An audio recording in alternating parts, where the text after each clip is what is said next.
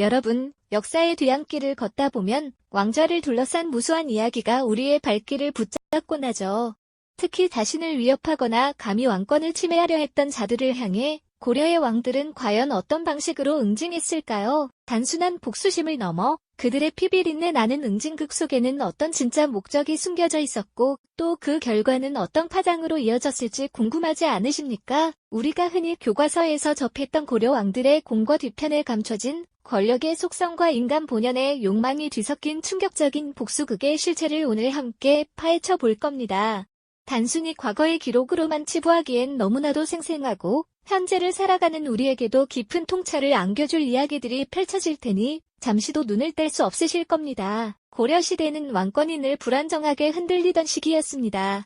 외척의 득세나 강력한 호족 세력, 때로는 내부 신료들의 견제 속에서 왕들은 늘 위태로운 줄타기를 해야만 했죠. 이런 혼란 속에서 왕좌를 지키기 위해 그리고 자신의 권위를 확고히 하기 위해 반역자들을 규정하고 처단하는 방식은 단순한 정의의 실현 그 이상이었습니다.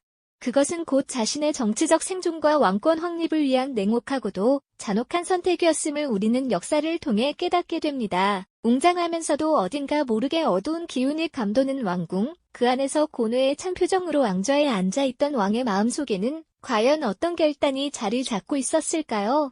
어둠 속에 드리워진 영모의 그림자가 왕의 잠 못 이루는 밤을 더욱 길게 만들었을 겁니다. 그럼 이제 피로 얼룩진 고려 왕들의 복수극, 그 첫 번째 이야기 속으로 함께 들어가 보시죠. 고려의 8번째 왕, 현종과 강조의 난 이야기입니다. 현종은 강조의 도움으로 왕위에 오르게 됩니다. 강조는 무신으로서 목종을 폐위시키고 현종을 옹립하는 데 결정적인 역할을 했죠. 역설적이게도 자신을 왕으로 만든 자가 가장 큰 위협이 되는 아이러니한 상황이 펼쳐진 겁니다. 즉위초 강조는 막강한 권력을 휘두르며 현종에게는 잠재적인 걸림돌이자 왕권 확립의 가장 큰 방해물이었습니다. 강조의 처형은 단순히 반역자를 처단하는 행위를 넘어섭니다. 그것은 현종이 자신의 정통성과 왕권을 확고히 다지기 위한 첫 번째이자 가장 냉혹한 복수극이었죠. 자신을 왕으로 올린 은인이자 동시에 자신의 권위를 위협하는 존재를 제거함으로써 현종은 비로소 진정한 왕으로 거듭나려 했습니다. 강조가 잔혹하게 처형되는 모습을 어린 현종은 어떤 심정으로 지켜봤을까요? 아마도 그의 마음속에는 왕좌의 무게와 함께 왕이 되기 위한 잔혹한 대가가 깊이 새겨졌을 겁니다. 이후 거란의 침입이라는 더 큰 위협 속에서 현종이 어떻게 왕권을 강화해 나갔는지 그 시작점이 바로 강조 숙청 사건이었다는 사실은 우리에게 깊은 충격을 안겨줍니다. 다음으로 비극적인 개혁군주 공민왕의 이야기입니다. 공민왕은 개혁을 꿈꾸며 신돈을 제거하는 등 강력한 왕권을 지향했습니다. 하지만 그에게도 왕좌를 위협하는 그림자가 드리워졌으니 바로 흥왕사의 변입니다. 측근들의 배신으로 암살 위협에 직면했던 공민왕은 이 반역자들을 향해 극도로 잔혹한 응징을 가했습니다. 이는 단순히 자신을 해치려 한 시도에 대한 복수심을 넘어 왕으로서의 깊은 고독감과 극심한 불안감, 그리고 점차 광기로 변해가는 심리를 고스란히 드러내는 비극적인 사건이었죠. 흥왕사에서 벌어졌던 그날 밤의 긴박한 상황을 상상해 보십시오. 암살 시도로 피로 물든 왕궁의 밤은 공민왕의 마음을 더욱 피폐하게 만들었을 겁니다.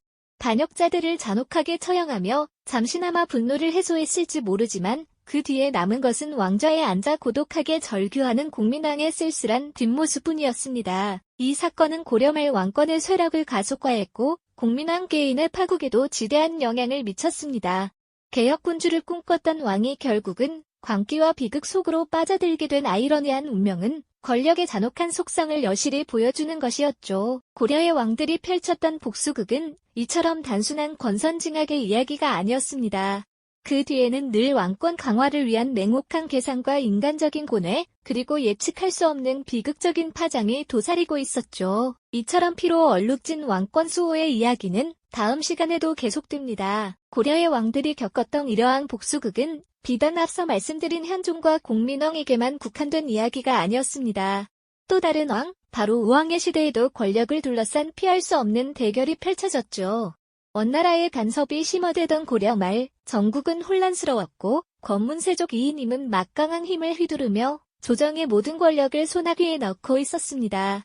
어린 나이에 왕위에 오른 우왕에게 이이님은 단순한 신하가 아닌 왕권을 위협하는 거대한 상과 같았을 겁니다. 왕으로서 자신의 존재감을 확립하고 싶었던 우왕은 이이님의 오만한 행태를 보며 어떤 마음이 들었을까요?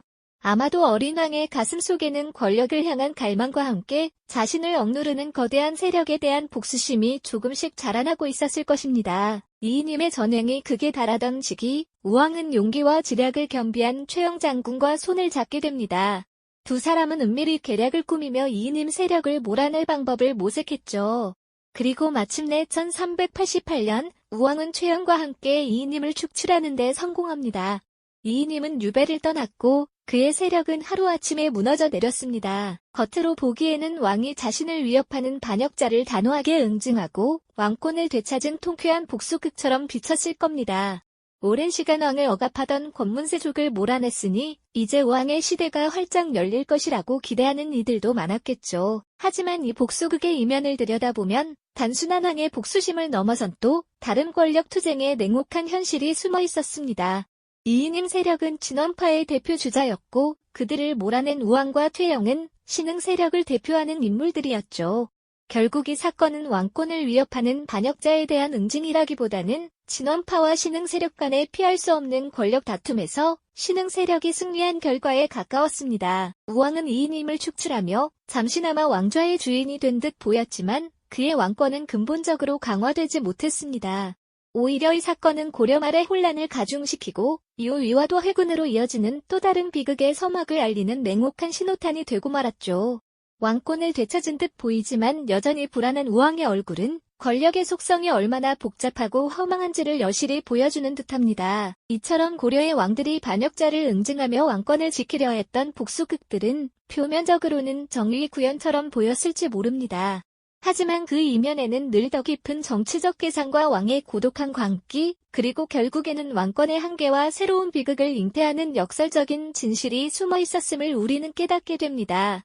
한종의 강조 숙청은 왕권 강화의 냉혹한 첫걸음이었지만 거란의 침입이라는 대가를 치러야 했고 공민왕의 잔혹한 복수는 결국 왕의 광기와 개인적인 파국으로 이어졌죠. 그리고 우왕의 이이님 축출은 새로운 권력 투쟁의 시작일 뿐 왕권의 진정한 회복으로 이어지지 못했습니다. 왕의 복수는 결코 단순한 승리가 아니었으며 그 대가는 때로는 더 큰 혼란과 파멸로 이어졌다는 사실이 극적으로 드러나는 순간입니다. 역사의 아이러니 앞에서 우리는 숙연해질 수밖에 없습니다. 고려시대 왕들의 복수극은 단순한 옛이야기가 아닙니다. 권력을 추구하고 유지하는 과정에서 인간이 얼마나 냉혹해질 수 있는지, 그리고 정의와 복수가 때로는 더 큰 혼란과 예측 불가능한 파장을 야기할 수 있음을 보여주는 거울이죠. 이는 현대 사회의 권력 다툼과 정의에 대한 질문에도 깊은 통찰을 제공합니다. 어떤 시대든 권력의 정점에서 벌어지는 복수극은 결코 개인적인 감정의 해소가 아니며 그 뒤에는 언제나 거대한 역사의 그림자와 예측 불가능한 파장이 따른다는 메시지를 남깁니다. 고려의 왕들이 복수를 통해 왕권을 지키려 했으나 결국 비극을 맞이했던 것처럼 조선의 왕들은 또 어떤 방식으로 권력을 수호하고 반역자를 응징했을까요? 다음 이야기에서는 조선 왕조의 잔혹한 복수극 속으로 들어가 보겠습니다. 이 영상이 도움이 되셨다면 좋아요와 구독 부탁드립니다. 여러분의 응원이 제게 큰 힘이 됩니다. 다음 영상에서도 더 유용한 정보를 공유하겠습니다. 감사합니다.